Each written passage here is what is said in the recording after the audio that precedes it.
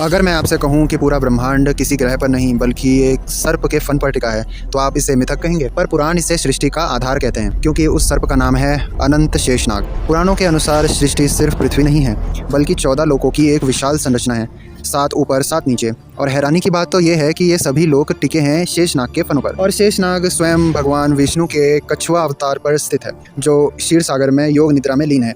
विष्णु की नाभि से निकलता है एक दिव्य कमल और उसी कमल पर विराजमान करते हैं ब्रह्मा जी। पुराण कहते हैं 14 लोग उसी कमल की डंठल में बसे हैं। सबसे ऊपर ब्रह्मलोक जहाँ से सृष्टि की रचना होती है, तपोलोक जहाँ देवता हजारों वर्षों की तपस्या करते हैं, जनलोक जहाँ संकादि ऋषि जन्म से ही ज्ञानी हैं, महरलोक जहाँ महर्षि यज्ञ और ज्ञान में लीन रहते हैं, स्वर्गलोक इंद्रदेव और अप्सराएं और दिव्य विमान, भूअरलोक ग्रह नक्षत्र और देव मार्ग, पृथ्वीलोक जहाँ हम सब हैं, कर्म धर्म और निर्णय का लोक। तो ये हो गए हमारे 7 लोक। अब लोअर 7 लोक में आते हैं अतल लोक दानवों का क्षेत्र, वितल लोक जहाँ शिव के गण निवास करते हैं, सुतल लोक जहाँ राजा बलि का राज्य है जो भगवान वामन को समर्पित है, तलातल लोक मय दानव और असुरों के विश्वकर्मा, महातल लोक करोड़ों नाग जातियाँ, रसत लोक असुरों का अंधकारमयी क्षेत्र, पाताल लोक नागों और दैत्यों की गहरी गुफाएं और इनके नीचे है असंख्य नर्क लोक।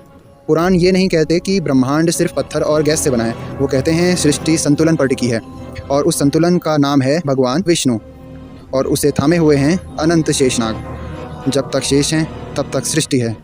अगर ये ज्ञान आपको छोटा नहीं विशाल महसूस कराता है तो हमारे चैनल को सब्सक्राइब करें और कमेंट में लिखिए ओम नमो भगवते वासुदेवाय।